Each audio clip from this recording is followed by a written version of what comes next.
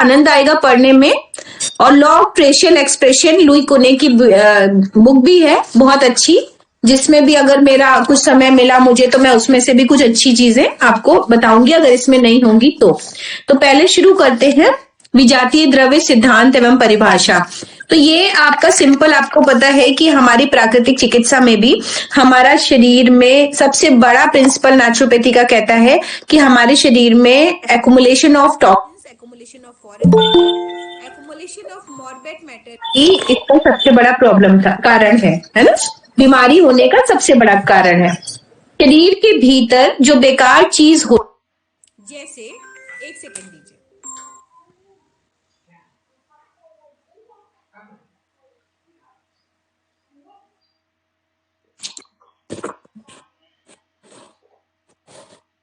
शरीर के भीतर जो बेकार चीज होती है जैसे मल मूत्र पसीना कफ दूषित मांस दूषित रक्त दूषित पीप आदि जो शरीर के विषाक्त व दूषित करते हैं, शरीर का विनाश करते हैं, शरीर के लिए अनुपयोगी है, उसे ही दोष विकार मल या विजातीय द्रव्य के नाम से जाना जाता है। ठीक है, जो हमारे शरीर के लिए बाहर निकलने के लिए है।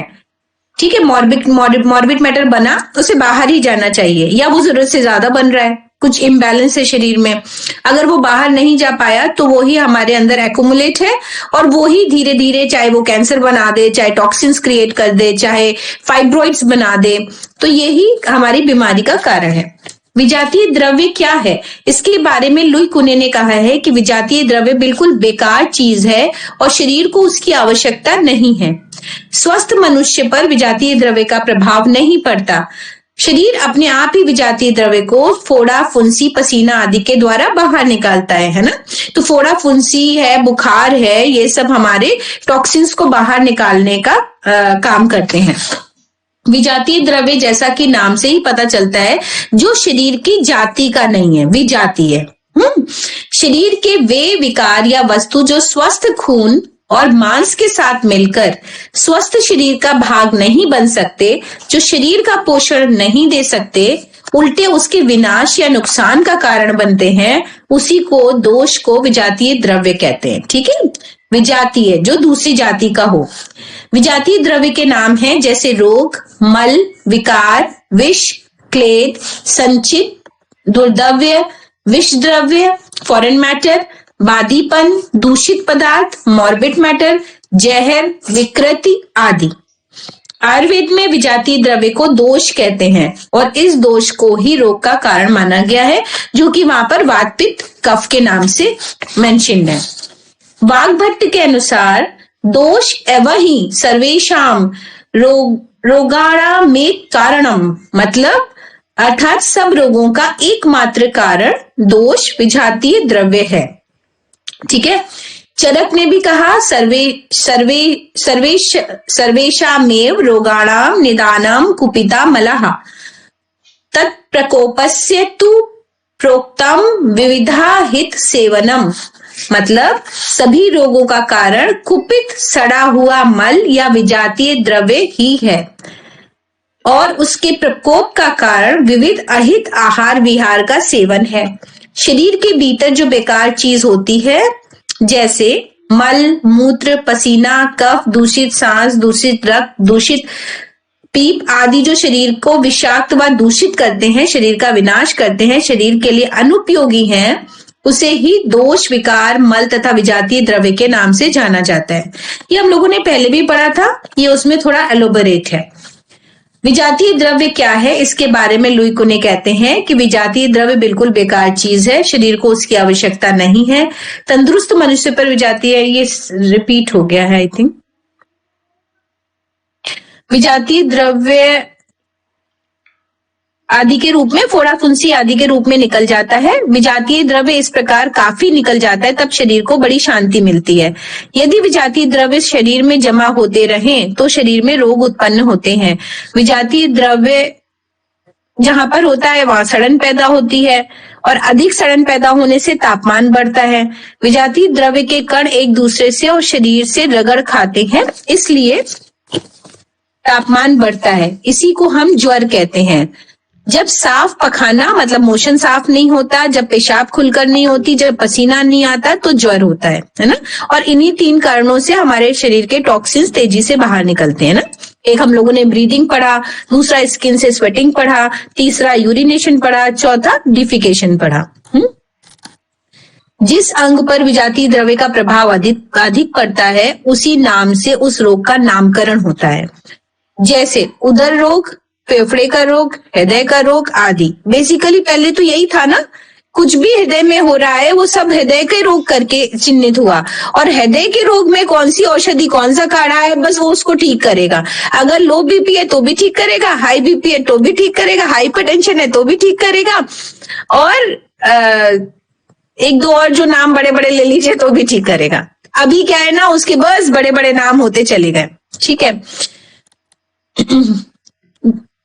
उसी स्थान पर वह रोग उत्पन्न कर देता है और डॉक्टर लोग उसका एक नाम रख देते हैं। विजातीय द्रव्य में सड़न से कीटाणुओं की उत्पत्ति होती है। यदि प्राकृतिक चिकित्सा द्वारा सड़न को रोक दिया जाए व विजातीय द्रव्य को बाहर निकाल दिया जाए तो रोग व कीटाणु दूर हो जाते हैं और व्यक्ति स्वस्थ होकर तंदुरुस्त हो जाता है। सो जैसे हमारे क्लिनिक में पटना से पिछले 7 दिनों से एक पेशेंट आया था लिवर सोरियासिस का। कितना बड़ा नाम है। फोन पे उन्होंने पूछा, मैडम लिवर सोरियासिस ठीक होता है? मैंने कहा पहले पेशेंट को देखेंगे तब बात करेंगे। फिर दूसरा क्या किया कि वो शब्द विश्वरूप चौधरी को देख करके कि वार्म बात इनको दिलाना है क्योंकि शरीर में सूजन है और लिवर और किडनी के पेशेंट को वार्म बात दिलाते हैं। हमने आए जब तो मैंने कहा इनको हम इस तरह के ट्रीटमेंट पे रखना चाहते हैं। पैर बहुत ज्यादा स्वेल्ड थे और इतना मोटा मोटा, और उसमें आप टच करें ना तो इतना हार्ड कि जैसे लोहा छू रहे हो आप, मसल नहीं थी वो। और अगर हम गर्म पानी में डालें तो ऐसा मुझे फील हो रहा था कि फट जाएंगी ऐसा। तो मेरा मन नहीं था कि इनको वार्म बाथ दिया जाए, और वो चल भी नहीं पा रही, उनको 2 लोग पकड़ के ला रहे थे। फिर भी यही जिद थी, जिन्होंने रिकमेंड किया उन्होंने भी शिखा जी से कहिए वार्म बाथ दें, वार्म बाथ तो इनको दिलाना ही है। तुरंत पेशेंट ने फोन किया, अरे वो तो मना करी है, वार्म बाथ नहीं होगा, इतना प्रेशर मेरे ऊपर। मैंने कहा ठीक है भाई। 2 लोगों ने पकड़ के उनको वार्म बाथ में डाला। क्या हुआ, अगले दिन दर्द खूब बढ़ गया भयानक तरीके से। क्यों? क्योंकि उनके कमर में भी दिक्कत थी और इतना मोटापा होने की वजह से 90 किलो की लेडी जो 5 फुट की थी वो शादी का पेन एग्रीवेट हो गया है ना, क्योंकि ऐसे टिल्ट होकर के आप पानी में लेटे रहे गर्म पानी में। फिर अगले दिन हमने कहा जिन्होंने आपको भेजा है या जो भी आपका समर्थन कर रहे हैं, अगर आप उनको छोड़ पाएंगे तभी हम इलाज करेंगे। और अगले 6 दिन हमने वार्म बाथ नहीं दिया उनको।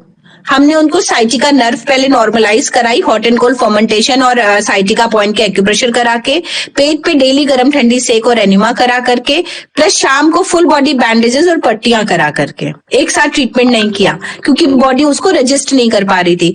7 दिन में 5 किलो वजन कम हुआ और उनकी फुर्ती चलने लायक देखी। ठीक है, बट कहिए कि लिवर सोरियासिस ठीक होने में बहुत टाइम है। अब उन्होंने सिर्फ नाम रख दिए हैं और डरा दिया है पेशेंट को अलग।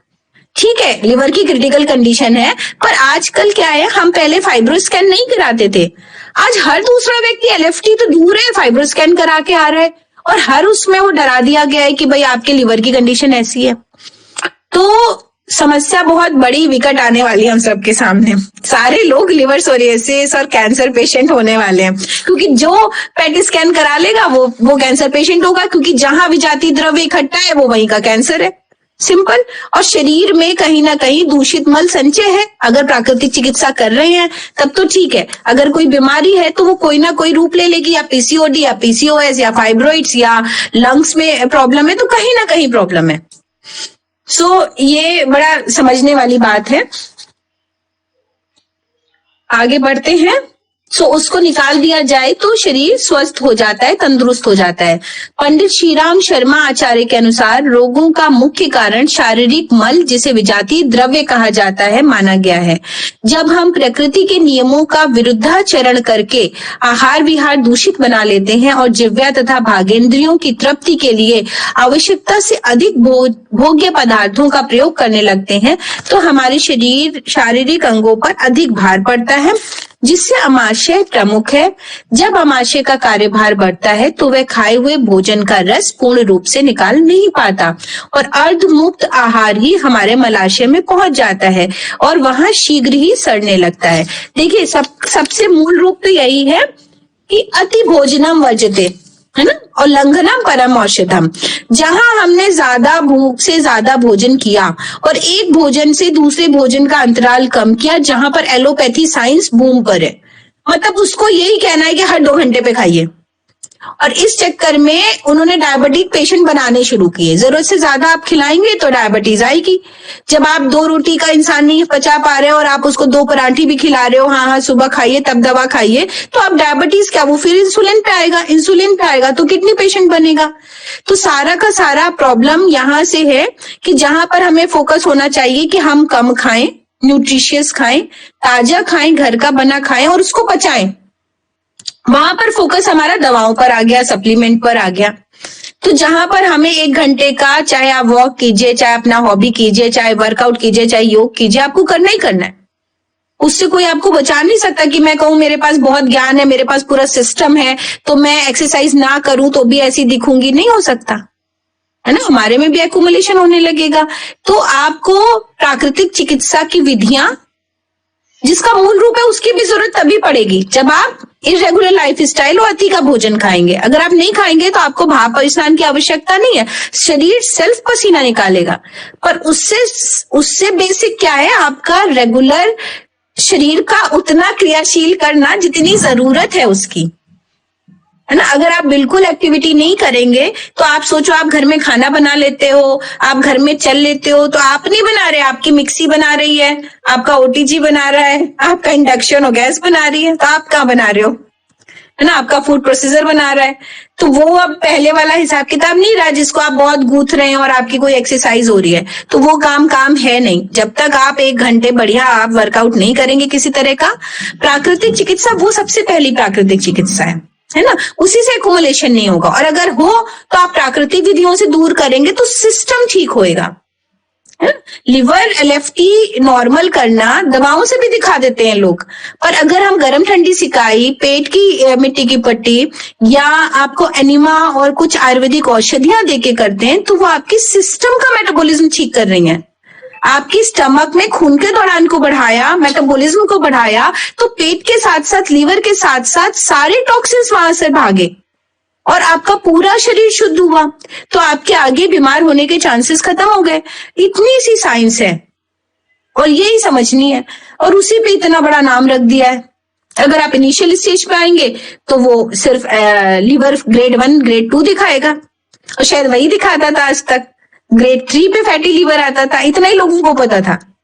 अब फिर लीवर फाइब्रोस्कैन होने लगा, फिर उसके बाद अब लीवर सोरियासिस की कंडीशन आने लग गई, क्योंकि लोगों के पास टेस्ट अवेलेबल है।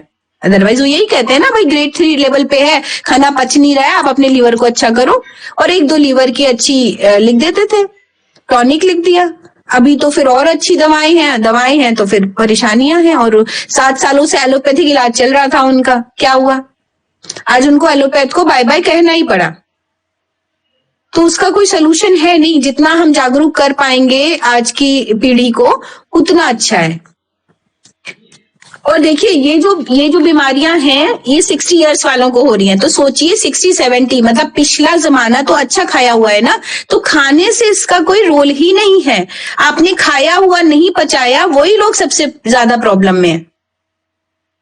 तो ये सोचना कि आज जहर युक्त खाना आ रहा है तो कल तो जहर युक्त नहीं था ना, आज 20 सालों में जहर युक्त ज्यादा हुआ, आज ओटीजी का प्रयोग 20 सालों में ज्यादा हुआ। तो पुराना जो बंदा बीमार हो रहा है, जो हमारे पेरेंट्स हैं 70s में, वो बीमार हो रहे हैं, क्यों, उनको कैंसर क्यों निकल रहा है? एक तो हमारा टेस्ट कराना, दूसरा एक्युमुलेशन, क्योंकि हमने उनका भी मेडिसिन मैनेजमेंट किया, उनका भी मैनेजमेंट नेचुरोपैथी से ही होना चाहिए था, प्राकृतिक विधियों से ही होना चाहिए था, क्योंकि उन्होंने तो उस जमाने का खाया होगा ना अपने बचपन में।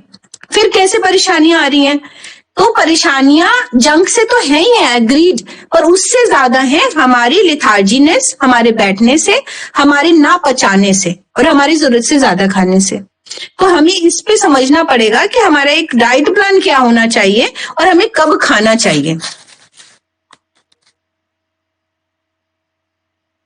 सो यहाँ पर आते हैं, वही आपका सड़ने लगता है और उसमें से ही गंदगी मिश्रित रस निकलकर रक्त में मिल जाती है। यह दूषित रक्त ही रोगों का मूल कारण है, क्योंकि वह रक्त वाहिनियों नसों द्वारा समस्त शरीर में संचरण करता है और अपनी उस गंदगी को जगह जगह अस्वास्थ्यकर अवस्था में उत्पन्न करता है। एक सेकेंड दीजिए, मैं अमरूद खा रही थी और फिर पढ़ाने लग गई।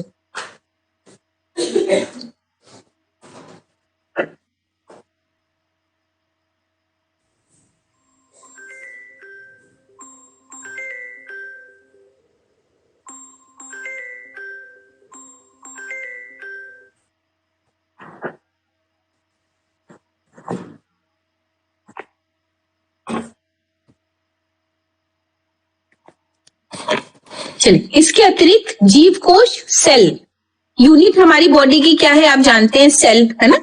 लाखों सेल्स हैं, एक सेल मिलकर के क्या बनता है, कई सारे सेल मिलके सेल यूनिट है, कई सारे सेल मिलके क्या बनाते हैं, कई सारी कोशिकाएं मिलके क्या बनाती हैं, ऊतक बनाती हैं और ऊतक कई सारे ऊतक मिलके एक अंग का निर्माण करते हैं। हाँ, और ऑर्गेन्स हमारी बॉडी बनाते हैं, ठीक है। सेल्स मिल करके टिश्यूज बनाते हैं जो एक वर्ग को रिप्रेजेंट करते हैं, टिश्यूज में ला करके हमारे ऑर्गन बनाते हैं और ऑर्गन हमारी बॉडी और बॉडी हमारा सिस्टम है ना। सो इसके अतिरिक्त जीव कोश सेल हमेशा टूटते फूटते रहते हैं, अगर वे ठीक समय से शरीर के बाहर ना निकाल दिए जाएं तो वो भी मल की तरह विकार उत्पन्न करते हैं। इसी प्रकार शरीर के विभिन्न अंग यकृत, गुर्दा, अमाशय, फेफड़ा आदि जो कार्य करते हैं उनकी कार्य प्रणाली से भी carbonic acid, uric acid, phosphorus acid आदि कई विषाक्त द्रव्य उत्पन्न होते हैं। इनको भी बाहर निकालना आवश्यक होता है।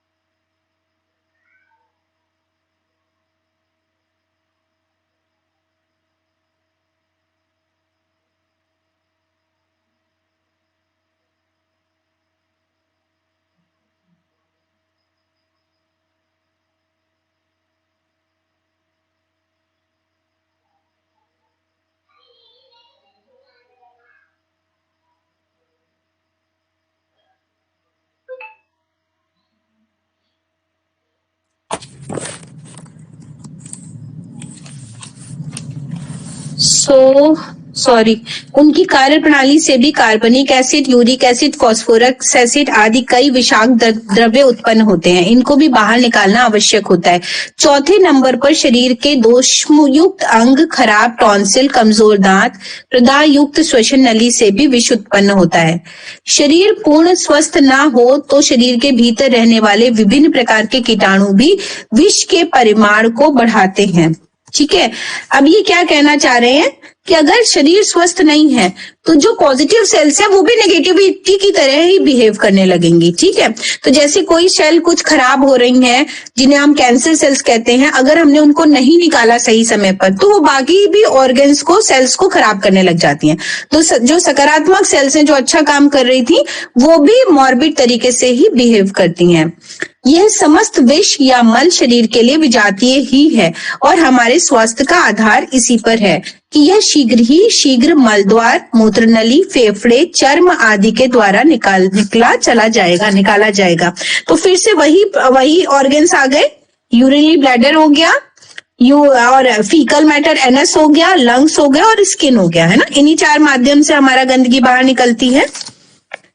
यदि ये मल साफ व खुले रहते हैं तो आसानी से मल को निकालते हैं तो किसी रोग की संभावना नहीं रहती। पर यदि किसी कारणवश इसमें कोई खराबी आ जाए तो ये अपना कार्य ठीक ढंग से नहीं करते और शरीर के भीतर विजातीय द्रव्य की वृद्धि होने लगती है और जब यह नियत सीमा को पार कर जाता है तो रोग प्रकट होने लगता है। तो कहने का मतलब है हर किसी की बॉडी को क्लीनिंग की जरूरत है, हर किसी की बॉडी को, क्योंकि आपकी बॉडी में टॉक्सिन्स तो है ही हैं।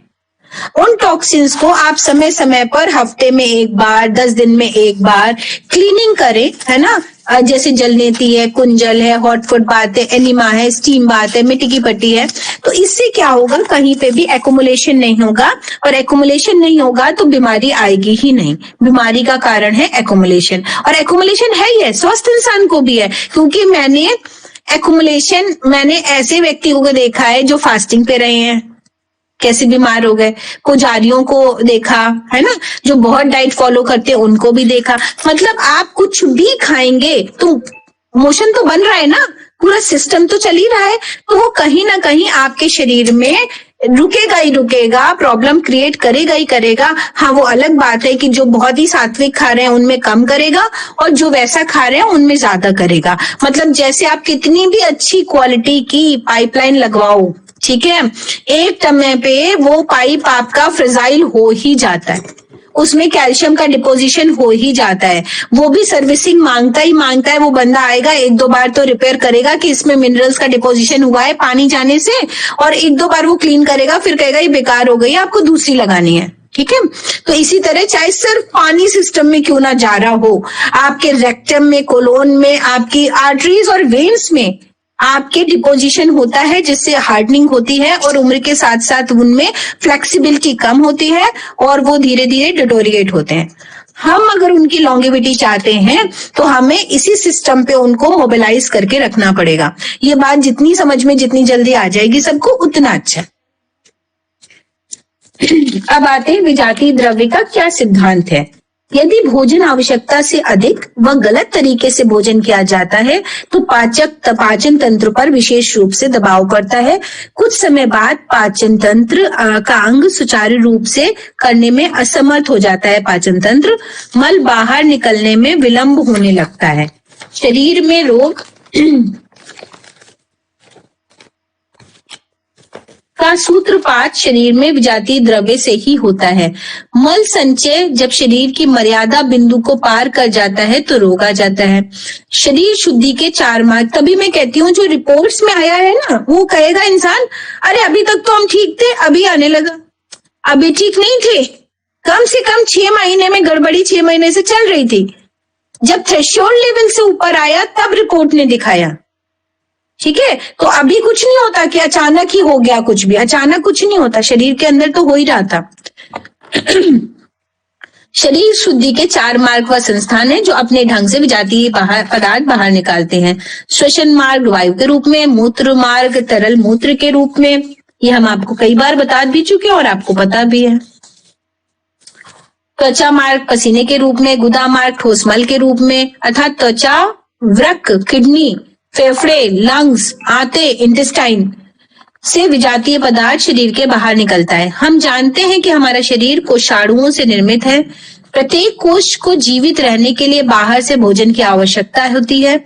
उसे पचाना तथा उसका अभिशोषण करना, मतलब एब्जॉर्प्शन भी करना होता है। इन कामों से कुछ कचरा या मल जो विषैला होता है वह भी पैदा होता है, चाहे वो सात्विक खाना ही क्यों ना खाया जाए। ठीक, अतः उसको शरीर से बाहर निकालने की आवश्यकता होती है। इसके अलावा कोष को हवा की भी जरूरत होती है, ऑक्सीजन लेने की जरूरत होती है। ऑक्सीजन ग्रहण करने के बाद कार्बन डाइऑक्साइड निकालने की जरूरत होती है। इसी प्रकार यह भी सत्य है कि कोष स्वयं जीवन लीला समाप्त करते हैं। जैसे लाइसोसोम होते हैं, बहुत सारे सेल्स हैं हमारी बॉडी में ना जो अलग अलग तरह के कार्य करते हैं। तो फैगोसाइट सेल्स हैं, लाइसोसोम है, डब्ल्यूबीसीज है जो ऑटोफेजी करते हैं, जो अपने आप को सिलेंडर कर जाते हैं ना, तो वो जीवन लीला अपनी खुद ही समाप्त कर देते हैं एक टाइम बीइंग के बाद। अतः विषैले तत्वों को भी निकालना आवश्यक है। यदि सफाई करने वाले इन अंगों फेफड़े, त्वचा, गुर्दे और आंत पर अधिक भोजन या अपाच्य भोजन के द्वारा एवं अनुपयुक्त जीवन पद्धति के द्वारा दबाव डाला जाता है तो विजातीय पदार्थ शरीर में संचय होने लगते हैं और सामान्य कार्य में अवरोध उत्पन्न होने लगता है। ठीक, शरीर से विजातीय तत्व या पदार्थ जो विषैला होता है उसका निकलना क्यों आवश्यक होता है? इसे हम स्वयं 1 मिनट में अनुभव करेंगे। यदि हम श्वास निकालना 1 मिनट के लिए रोक दें तो दम घुटने लगेगा। कुछ समय पश्चात प्राणों का संकट छा जाएगा। इसी प्रकार यदि त्वचा का कार्य 24 घंटे तक बंद कर दिया जाए, पसीना निकलना बंद हो जाए, तो मनुष्य जीवित नहीं रह सकता। पेशाब निकलना यदि 3 दिन तक बंद हो जाए तो मृत्यु निश्चित है। इन सभी मार्गों से लगातार टॉक्सिन्स बाहर निकल रहे हैं। टॉक्सिन्स क्या, अगर हम पैदा हुए बच्चे को बाहर आया और उसको सिर्फ माँ का दूध मिल रहा है, हाँ, अब उसमें भी तो यूरिनेशन और सारी क्रियाएं होने लगी, क्योंकि उनका बाहर निकलना बहुत आवश्यक है। तब तो हम बिल्कुल शुद्ध चीज दे रहे, कुछ भी उसको अनशन नहीं दे रहे। अगर हम ये कहें कि हम इतना जंक खा रहे इसलिए जरूरी है, नहीं, हम कुछ भी खाएंगे तो हमारे सिस्टम में टॉक्सिन्स भी होंगे, पॉजिटिव भी होगा तो पॉजिटिव एब्जॉर्ब होगा और जो निगेटिव है वो उसको बाहर निकलना है। तो किसी भी चीज को जब हम मेटाबॉलिज्म के थ्रू गुजारते हैं तो उसमें कुछ पदार्थ ऐसे होते हैं जो शरीर के लिए अनावश्यक है, चाहे वो माँ का दूध ही क्यों ना हो, चाहे वो पानी ही क्यों ना हो, तो उससे जो प्रोटीन ही क्यों ना हो, उससे जो यूरिया बनी वो हमारी बॉडी के लिए अच्छी नहीं। हमारी बॉडी की जो हार्मोन्स निकले उसको पचाने के लिए उसमें भी ऐसी चीजें बन गई, प्रोडक्ट बने जो हमारी बॉडी से बाहर निकलने चाहिए। आंतों की क्रिया एक बारगी बंद हो जाए, जैसा कि आंतों में सूखा मल या कोई कड़ी चीज अटक जाने आदि की दशा में हो सकता है, और चीरा लगाकर यह अवरोध दूर न कर दिया जाए तो व्यक्ति 2-4 दिन से अधिक जीवित नहीं रह सकता। इससे यह स्पष्ट है कि फेफड़ा मलोत्सर्ग का सर्वप्रधान अंग है। अंडरलाइन कीजिए। ठीक है, अभी तक हम लोग क्या समझ रहे थे, वही बात मुझे पता ही थी, इसमें मिल भी गई।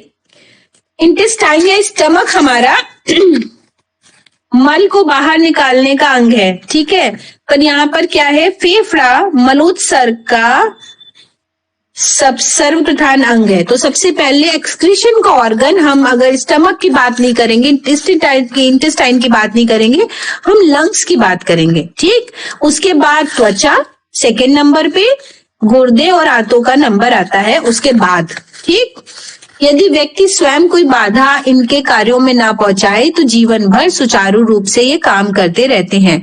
इन अंगों का समुचित उपयोग तथा उनकी क्षमता में वृद्धि करने के नियमों का पालन करने से शरीर से मल बाहर निकलता रहता है और शरीर स्वच्छ, निर्मल या दोषहीन बना रहता है।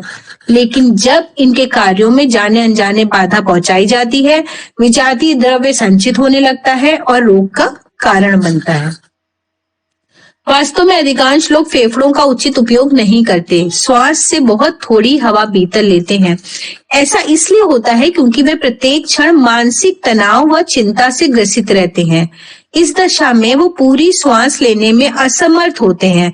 दूसरे शारीरिक श्रम न करने से हमें गहरी श्वास लेने की जरूरत नहीं होती, क्योंकि जब आप कार्डियक एक्सरसाइज करते हैं तो गहरी श्वास लेते हैं, है ना, जाएगी नहीं सांस, आपको गहरी श्वास एक्सरसाइज के दौरान लेनी ही पड़ेगी, तो उससे आपका कैटाबोलिज्म और एनाबोलिज्म इंक्रीज होता है।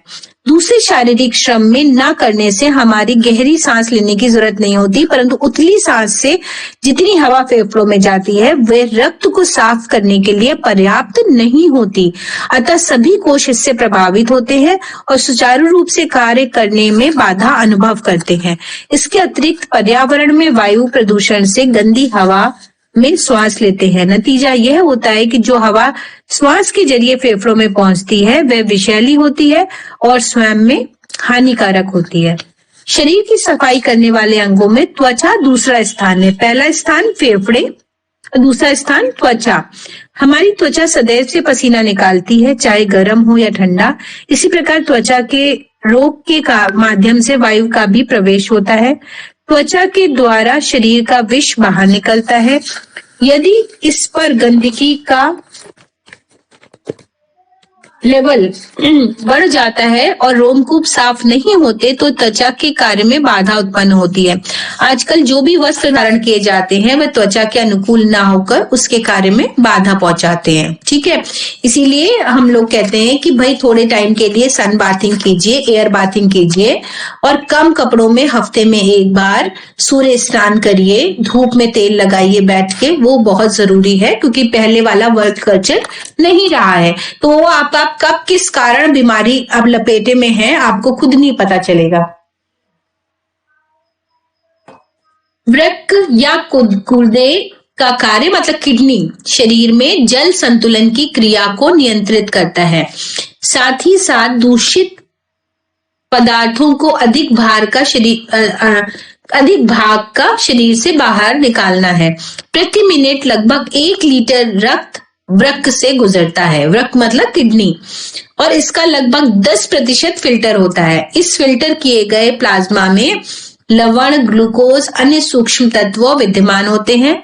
जिन तत्वों का शरीर की आवश्यकता होती है वो एब्जॉर्ब हो जाते हैं और रेस्ट क्या है, यूरिन के साथ, मूत्र के साथ बाहर निकल जाते हैं।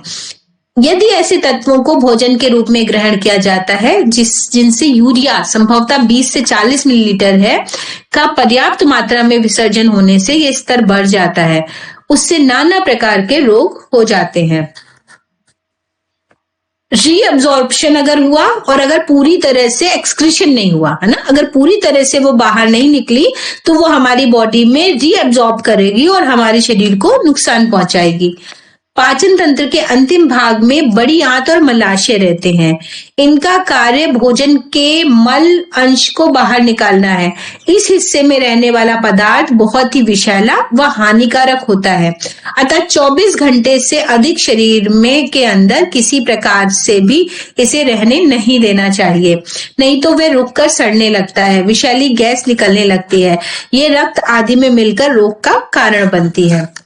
पाचन के अन्य अंग मुख्य रूप से अमाशय और छोटी आंत मिलकर भोजन के पाचन और अभिशोषण का कार्य करते हैं। भोजन मुंह में डाले जाने पर उसे अच्छी तरह चबाने और मुंह की लार अच्छी तरह मिलने देने में कुछ मिनट लगते हैं, तब वह अमाशय में पहुंचता है। इसीलिए जो पहले का फूड कल्चर था वो सॉलिड और हार्ड था, है ना, मिलेट्स थे और फल थे जो हम समूचे और नेचुरल फॉर्म में उनको खाते थे। तो उसका एक फायदा ये था कि हमारे दांत और हमारा मुंह, हमारा सलाइवा काम करता था और वो पच करके हमारे पेट में जाता था। पर अभी हम लोग स्मूदी बना के, वर्क कल्चर कि सबको भागना है तो हम सब कुछ पी ले रहे हैं। तो पी लेने से क्या होता है, हमारे पेट पर एक्स्ट्रा लोड पड़ रहा है, तो मुंह की लार उसमें अच्छी तरह नहीं मिलती है, जिससे इसका पाचन में 3-4 घंटे लगते हैं और वह फिर धीरे धीरे छोटी आंत में पहुंचता है और यहाँ भी इसके पचने की क्रिया चलती है। छोटी आंत में भोजन तरल अवस्था में रहता है और यहाँ पचे हुए भाग का अभिशोषण छोटी आंत धीरे धीरे करती है। अभिशोषण हो लेने पर भोजन का बचा हुआ भाग जो अभी तरल अवस्था में रहता है बड़ी आंत में लगभग 12-14 घंटे बाद पहुंचता है। बड़ी आंत केवल जलीय भाग सोखती है, इससे उस समय मल की तरलता कम हो जाती है और जब वे बड़ी आंत के अंतिम भाग जिसे मलाशय मतलब रेक्टम कहते हैं पहुंचता है, कड़ा सा हो जाता है, उस समय उसकी सूचना स्नायु तंत्र को पहुंचती है, नर्वस सिस्टम को, और हमें शौच का अनुभव व्यक्ति को होता है। किसी कारण जब पाचन तंत्र सुचारू रूप से काम करने में असमर्थ होता है तब मल संचय होने लगता है और रोगों की उत्पत्ति होती है। ठीक, शरीर में विजातीय पदार्थों के संचय से रोगों का प्रारंभ होता है। तो इतनी बात सबको पता भी थी और समझ आ रही है कि सीधे सीधे हमारा प्यास लगना, हमारा भूख लगना, हमारा मोशन लगना, ये सब सेंसेस हमारे तंत्रिका तंत्र के काम है और उन सब से वो ऑर्गन्स जुड़े हुए हैं। जैसे ही वहां पर फुलनेस हो जाती है, पूरा भर गया वो मलाशय या आपका यूरिनरी ब्लैडर, तो तुरंत मैसेज जाता है और हमें उस चीज का एहसास होता है। शरीर में विजातीय पदार्थों के संचय से रोगों का प्रारंभ होता है। पहल ये संचय पेड़ों में एकत्रित होता है ना, तो 99% केसेस में एब्डोमेन नेवल ही हमारे टॉक्सिन्स का कारण है और बहुत सारे लोग अब जागरूक हो गए हैं, गट हेल्थ पे बात हो रही है।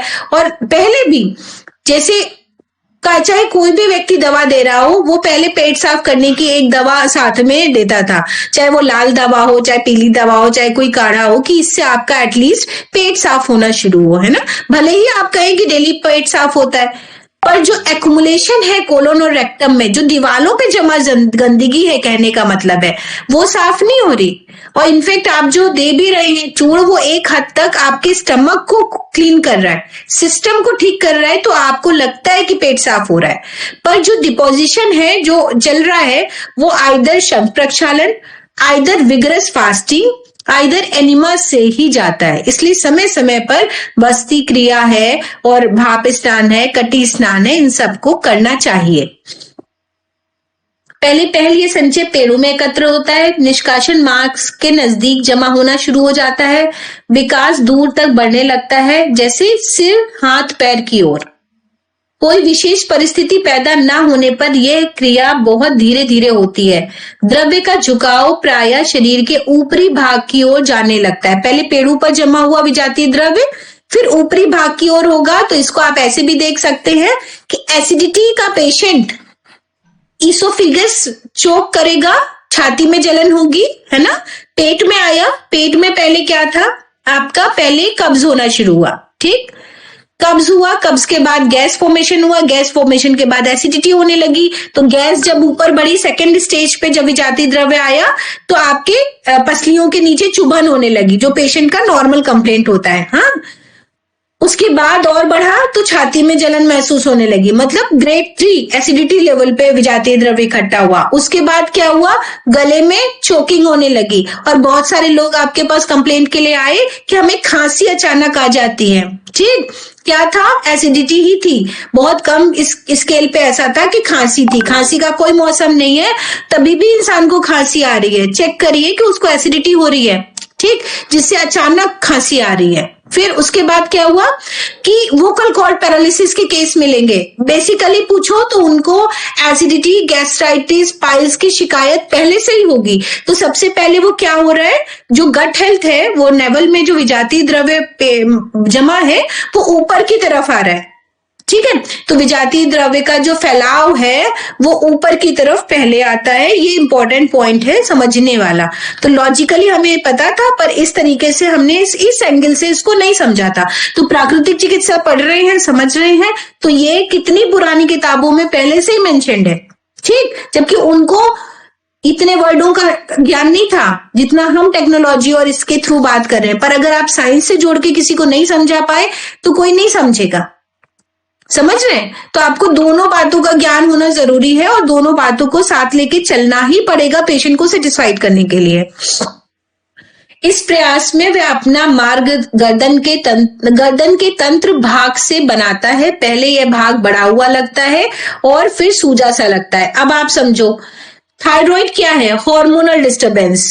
अगर आप गट को ठीक करें, एक्सरसाइज उसकी ठीक करें, डाइट ठीक करें, तो थायराइड कुछ भी नहीं है ना, TSH या थायराइड। तो यहाँ पे गले में एक एक्युमुलेशन हुआ, क्यों, क्योंकि ऑलरेडी जो है हमारे यहाँ ये टॉन्सिल्स हैं जो आपके इन्फेक्शन को रोक लेते हैं। तो सारा का सारा नेवल से शुरू होके, पेट से शुरू होके थायराइड तक का एरिया, ऊपर तक का एरिया, ये इन्फेक्शन सबसे पहले आता है विजातीय द्रव्य का। पिंड के रूप में सूजन अंग को बिल्कुल ढक लेते हैं और उस भाग को संकोचन होने लगता है। त्वचा का रंग भी बदलने लगता है, पेड़ों के भाग में भी परिवर्तन आता है। फिर बात आती है स्किन डिजीज की, फोड़े फिंसी हो रहे हैं, झाइयां हो रही हैं, रिंकल्स आ रहे हैं तेजी से। इस प्रकार शरीर की पूरी आकृति प्रभावित होती है। विजातीय पदार्थ शरीर में धीरे धीरे संचित होता है, अतः शरीर में बदलाव भी धीरे धीरे होता है, जिसके कारण रोग के प्रारंभ में ये स्पष्ट रूप से परिलक्षित नहीं होता। यद्यपि शरीर रोगग्रस्त हो जाता है, पर वो क्योंकि फैल चुका है पूरे शरीर में, तो किसी पर्टिकुलर बीमारी का नाम इंसान नहीं लेगा। यद्यपि शरीर रोगग्रस्त हो जाता है, लेकिन कष्ट के ना होने से उसको रोग की अनुभूति नहीं होती। जब वह अनुभव करने लगता है कि उसे भूख कम लगती है, थकान अधिक अनुभव होती है तथा मानसिक अशांति बनी रहती है, तब वह महसूस करता है कि उसके शरीर में कोई असामान्यता हो गई है। यदि टट्टी पेशाब ठीक होती रहती है, फेफड़े ठीक काम करते हैं, तब वह चिंता नहीं करता है। लेकिन जब ये अंग प्रभावित होते हैं, तब वे अपनी शारीरिक स्थिति के प्रति चिंतित हो जाते हैं। हाँ, मोटे तौर पे आपको अभी तक हमने जितना पढ़ाया वो सब लगभग पता था, हाँ, कि हमारे शरीर में दोष का कारण विजातीय द्रव्य का संचय है। विजातीय जो अपनी जाति का ना हो, मतलब फॉरेन मैटर, जो हमारे शरीर के लिए अनुपयुक्त हो। हमारे शरीर में लगातार हमारे 4 अंगों द्वारा लगातार टॉक्सिन्स बाहर निकलते हैं। अगर वो व्यवस्था किसी भी तरह सप्रेस होती है तो एक्युमुलेशन होता है। सबसे पहले एक्युमुलेशन हमारे स्टमक में शुरू होता है, पेट में, और फिर वो ऊपर की तरफ सबसे पहले प्रभाव छोड़ता है। ठीक, ये हमने जितना हम साइंस को लेकर के आपको समझा सकते थे वो हमने आपको समझाया। और चाहे व्यक्ति कितना भी शुद्ध खा ले, उसके शरीर में टॉक्सिन्स लगातार बनते हैं और बाहर निकलते हैं, और वह व्यवस्था सुचारू रूप से तभी तक चलती है जब हम उसे सप्रेस ना करें। शरीर में गैस का बनना 4 कारणों से होता है। ये आपके पहले वाली बुक में भी मेंशन था जो हमने पढ़ाया। तापक्रम में परिवर्तन, मन की दशा में परिवर्तन, ठीक। जैसे अगर किसी को खाना खाया, एकदम से किसी का न्यूज आ गया कि जो है किसी का डेथ हो गई, ट्रॉमा हो गया, एकदम से उसका सिस्टम हिल जाएगा ना, आइदर लूज मोशन होने लगेंगे, आइदर अनइजीनेस होने लगेगी। तो जो गैस का बनना है वो तापक्रम में परिवर्तन तो है ही है, मन की दशा में परिवर्तन, मानसिक तनाव और आदत में एकाएक परिवर्तन, ठीक है। तो किसी भी चीज का, जैसे कोई अगर अमेरिका से यहाँ आ जाए तो 1-2 दिन उसको लगते हैं, हाँ, क्योंकि उसकी पूरी बॉडी का सिस्टम बदल जाता है, सोने और जागने का दिनचर्या बदल जाती है। विजातीय पदार्थ पहले पेड़ों के पास संचय होता है, धीरे धीरे दूसरे अंगों में पहुंचता है, लेकिन जब फर्मेंटेशन होता है तो पदार्थ ऊपर की ओर, जैसा कि गैसों का ऊपर उठने का स्वभाव होता है, बढ़ता है। इस कारण सबसे पहले रोग की अवस्था में शरीर के ऊपरी भाग में प्रभाव देखते हैं और सिर दर्द की शिकायत होती है, ठीक है। तो फर्मेंटेशन मतलब सड़ रहा है खाना, फिर क्या हो रहा है, ऊपर की तरफ उठ रहा है क्योंकि वो गैस ऊपर की तरफ उठती है।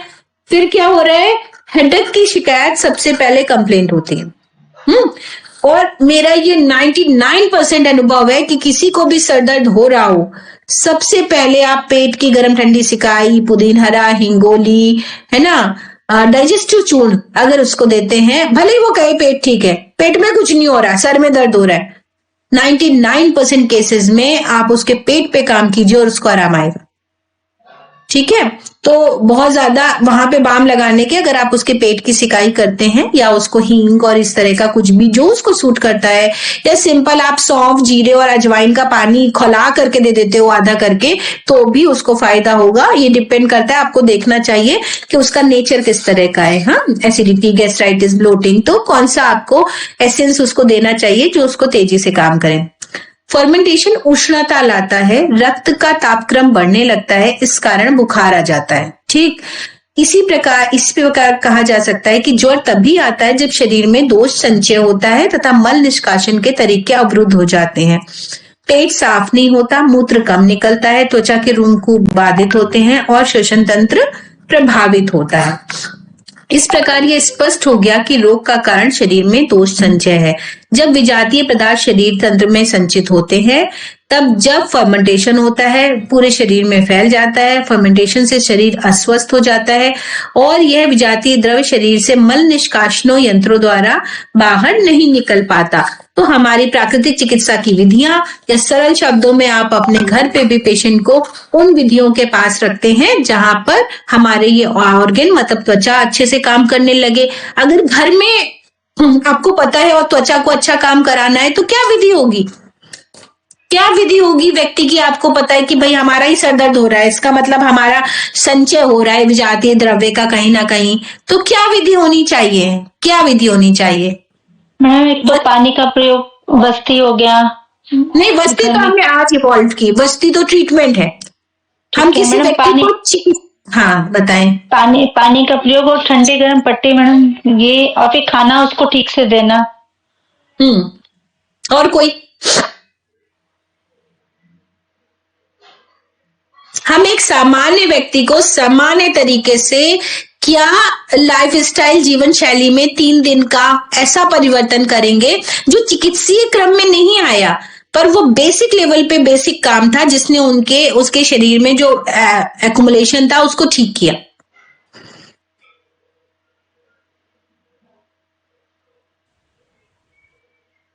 जो हमारी पुरानी एंशियंट साइंस थी उसी से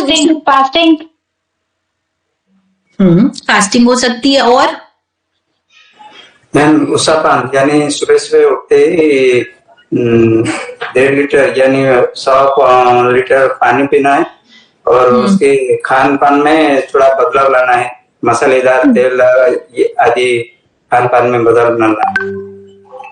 और कोई मल त्याग को ध्यान देना है। हाँ बबलू जी, आप क्या कह रहे हैं? रेगुलर एक्सरसाइज में मेरे रेगुलर एक्सरसाइज थोड़ा ठीक से करने से भी अच्छा हो जाएगा।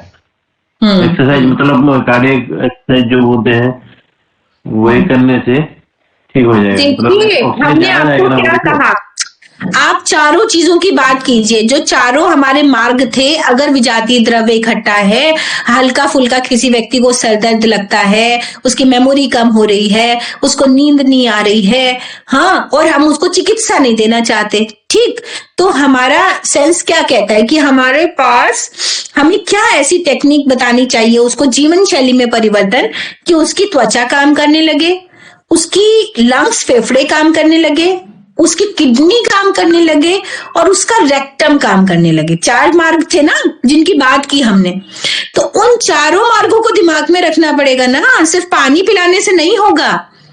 तो वो 4 रास्ते बताइए जो सामान्य स्वस्थ इंसान को, जो नहीं कर रहा हो और हम कराएं और ठीक हो जाए, और ठीक होने की तरफ आते हैं। सुबह उठना, जल्दी उठना, एक्सरसाइज करना, अपने खान पान की आदतों पे ध्यान देना, अरे समय पे सोना। आदतें तो बतानी है ना, तो ये तो पता है क्या आदत बदलनी है, आदतों पे ध्यान देना मतलब क्या कराना चाहिए बेसिकली। वर्कआउट। मैडम नाक में घी डालने का बोलेंगे, जल नीति का बोलेंगे। सब जल नीति फिर से ट्रीटमेंट है, मैं आपको क्यों चिकित्सा पे आता नहीं है, घी डालने का अभी नाक में घी डालने का बोलेंगे और मत रोज फिर वो ठीक है, नाक में घी डालने का ही बोलेंगे मैडम। ये आप 2 बूंदे, सर्दी का मौसम ना हो, सामान्य मौसम हो तो नाक में 2 बूंद गाय का, साथ गाय का घी 2 बूंद नाक में डाल के सो, इससे फर्क पड़ता है मैडम। हमको सोच करके 4 ऐसी बातें बताइए जिसमें त्वचा काम करे, जिसमें फेफड़े काम करें, जिसमें किडनी काम करे, जिसमें रेक्टम काम करे, मलाशय काम करे। मैम योगा ही है तो योगा आज डेवलप किया गया है, योगा हमारे में था ही नहीं, योग हमारा कल्चर नहीं था, योगा डेवलप किया हमने। योग भी चिकित्सा है, हम चिकित्सा की बात ही नहीं कर रहे। बताएं, आप बताएं सर जी। तो बोल रहा हूँ। हेलो, बताएं मैडम, इसमें सबसे पहले जल्दी सुबह में जल्दी उठे, 5 बजे उठे और पानी पी ले, आधा गिलास हल्का सा गर्म पानी पी ले, और उसके बाद में चलने के लिए आधा किलोमीटर जाए, और उसके बाद में आके वो शौचादि क्रिया किया जाए, और उसके ये जो सुबह में जल्दी उठने का टाइम, हल्का सा गर्म पानी पीने और उसके साथ में थोड़ा चलना, और चलने के बाद में शौच क्रिया के लिए जाना, और उसके बाद में सुबह में अच्छा सा एक पूरा नाश्ता पेट भर के सुबह में किया जाए 7 बजे। ये इसी से मुझे ये मेरा सिस्टम है, इस तरीके से किया जाए। सही है। और कोई? मैडम जी, एक हमारे बुजुर्ग थे, वो बताया करते थे, हमने बोला ज्यादा सिर दर्द कर रहा है तो बोला भाई चांदी ले लो और सूरज की चिड़ी कटा दो, तो उससे भी क्या ठीक होता है। क्या करें तो? जैसे चालनी होती है आटा छानने वाली, वो कोई टोटका है हमारे बुजुर्गों का, चालनी ले लो और उनको सूरज की तरफ, जब सूरज आधा अंदर हो आधा बाहर हो तो सूरज की चिगी कटा दो, उसके तरफ भी, इसी की वजह से आपका सर दर्द कर रहा है। और कईयों के 2-3 दिन करने से इम्यूनिटी अपने आप ही बढ़ जाती थी, ठीक हो जाते थे, पर वो एक चीज को लेकर चलते थे कि ऐसा करने से सही होता है। भाई वो सन गेजिंग ही तो है, चलनी से सन गेजिंग कर रहे हैं वो, है ना। तो इतनी पॉजिटिव एनर्जी के टाइम पे, सनसेट या सनराइज के टाइम पे उन्होंने सन गेजिंग करा दी, और चंद्रमा गेजिंग लोगों ने करवा चौथ में जबरदस्ती हम लोगों से करा दी, है ना। चंद्रमा को देखते देखते तो आधी महिलाएं तो वैसे ही स्वस्थ हो गई। देखिए, सबसे पहला मूल था, हमने कहा कि त्वचा को सेंसिटाइज करना है ना, त्वचा की क्रियाशीलता बढ़ानी है, तो हम उसको कहेंगे भैया सूर्य स्नान लो। सूर्य स्नान आज का थोड़ी है, जमाने से सूर्य स्नान कराने के लिए सूर्य भगवान को जल देने की परंपरा थी कि आप पानी में, नदी में जाइए और जल दीजिए, जिससे उसका ताप आपके शरीर को स्वच्छ करे, निर्मल करे और आपकी त्वचा काम करे। त्वचा नहीं काम कर रही ना, दूसरा त्वचा कब काम करेगी? जब आप पैदल चलते थे, है ना। तो walk is the best remedy, basic. आप टहलाइए पेशेंट को, हर व्यक्ति टहल सकता है और हर व्यक्ति को टहलना चाहिए। मिनिमम आपको 20 मिनट से 45 मिनट टहलना है। तो अगर टहलने का फायदा चाहिए तो 20 मिनट से ज्यादा टहलना होगा एक ही स्ट्रेच में। तो अगर आप अपने कमरे में टहलना चाहते हैं तो कमरे में टहलिए, छत पे टहलना चाहते हैं छत पे, लेकिन रुकिए नहीं। कदम ताल करनी है तो कदम ताल करिए एक ही जगह पर, नई जगह है तो सबसे पहला क्या हुआ, सूर्य स्नान जो आपकी त्वचा को अच्छा करेगा। ठीक, कोई ट्रीटमेंट नहीं दिया, पर तेज धूप में हमने बिठाना शुरू करा 10 मिनट से लेकर के 45 मिनट तक। तो ठंडियों की धूप है तो 8-9 बजे उसको बोला भाई तुम्हें धूप में बैठना है। जाड़ों की धूप है तो 10-11 बजे बोल दिया। ठीक है, अरे गर्मियों की है तो सुबह 7 से 8 बोल दिया, और जाड़ों में बिठाना है तो हमने 10 बजे 11 बजे उसको बिठाया 1 घंटे के लिए। जो अपने को पता है, चलो सर में अगर आपको तेज धूप लग रही है तो सर में पानी रखा या पानी पिलाया, वो अलग बात है, पर आपकी त्वचा ने काम किया। ठीक, दूसरा टहलना, जहां पे आपके पेट के सिस्टम ने भी काम किया और आपको एयर हवा वायु का संपर्क आया, फिर आपकी त्वचा ने काम किया। और आपके टहलने से उषापान, जो आज का नहीं है, जमाने से लोग उषापान की पद्धति अपनाते हैं, और वो उकड़ू बैठने की परंपरा थी तो हमने जोड़ दिया बैठ करके, उकड़ू बैठ करके उषापान कीजिए 1 ग्लास 2 ग्लास, फिर मोशन जाइए तो पेट अपने आप साफ होने लग गया। फिर और क्या किया हमने, उसको फाइबर बढ़ाइए, क्योंकि यहाँ पे सबसे बड़ी गलती है। खाने का सिस्टम ठीक करने का मतलब है उनको फल जोड़िए, 250 ग्राम फल खाना जरूरी है, उससे उनको खुज्जा मिला, अमरूद आ रहा है, मूंगफली आ रही, सिंघाड़ा आ रहा है उबला हुआ, शकरकंदी आ रही है, इन सबसे बढ़ेगा। रॉ डाइट दीजिए और सलाद बढ़ाइए, जैसे खुज्जा बढ़ा वैसे ही पेट साफ होना शुरू हो जाएगा। गट हेल्थ ने काम किया। ठीक, और इसके ऊपर क्या कर सकते हैं, गहरी श्वास दिलवाइए। हाँ, लंबी गहरी कॉन्शियस ब्रीदिंग। तो कॉन्शियस ब्रीदिंग ने फेफड़ों का काम किया, धूप स्नान ने त्वचा को अच्छा किया, टहल करके आपने अपनी पेट की एक्टिविटी को, एब्डोमिनल एक्टिविटी को बढ़ाया, और फाइबर बढ़ा करके आपने अगेन गट हेल्थ को अच्छा किया। ज्यादा पानी पिला करके कि इतना पानी 3 लीटर पीना ही पीना है, उषापान आपने कराया, रात में सोते समय पानी पिलाया, तो आपने यूरिनरी ब्लैडर को अच्छा किया, किडनी फंक्शन को अच्छा किया। ठीक, तो आपको मैं यही पूछ रही थी कि बतौर प्राकृतिक चिकित्सक आंसर दीजिए।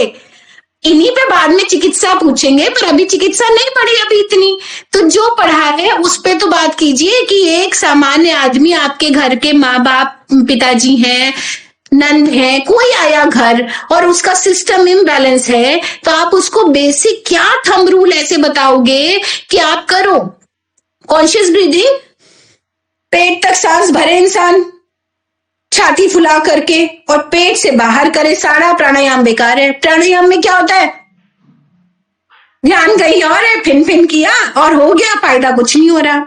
अनुलोम विलोम कपाल भाती कर रहे हैं, थक गए 3 मिनट में, सांस ऐसे चलने लगी, हो गया, फायदा कुछ नहीं हो रहा। अरे हर 2-3 घंटे पे 10 बार लंबी गहरी सांस लेने को कहिए, पेट भी काम करेगा और फेफड़े भी काम करेंगे। ठीक, क्योंकि ये चिकित्सा पद्धति है। ये आप तब कराओ जलनेती जब आपकी क्लिनिक में कोई आए और जब आपको बढ़िया पैसा दे। ईमानदारी की बात यह है कि अब भाई आपका काम नहीं चल रहा है, आप हमारी चिकित्सा पे आइए और हमसे सीखिए। अगर हम हर स्वस्थ व्यक्ति को जलनेती कराएंगे, मान लीजिए, है ना, तो फिर हमारी दुकान कैसे चलेगी? तो पहले स्वस्थ व्यक्ति को इन नियमों पे लाइए। भोजन सुधार कर दिया, ये कर दिया, बेसिक रूल्स। आप बेसिक रूल ही नहीं, आप जिंदगी नहीं जी रहे बेसिक तरीके से, तो बीमार तो होंगे ही। अब जब आप बीमार हैं तो आप हमारी चिकित्सा क्रम में आइए। तो जैसे एलोपैथिक डॉक्टर चिकित्सा लिखता है वैसे आप उसका प्रोटोकॉल डिजाइन कीजिए, तब वो 2nd ग्रेड का बंदा हो गया। मतलब वो किसी ना किसी बीमारी से आ रहा है। अब वो सरदर्द नहीं कह रहा है, अब वो माइग्रेन कह रहा है। अब आपको माइग्रेन के इलाज के लिए हॉट फूड बाथ देना है, जलनीति करानी है, बस्ती करानी है, भाप स्नान देना है, पेड़ों पर मिट्टी की पट्टी देनी है, और 1 दिन फलाहार कराना है। ठीक है, ये 3 दिन फलाहार कराना है, 1 दिन पानी पे जलोपवास कराना है। ये आपका चिकित्सीय क्रम है। आप एक सामान्य इंसान को इतना टॉर्चर कैसे कर सकते हैं, मेरी ये मानना है।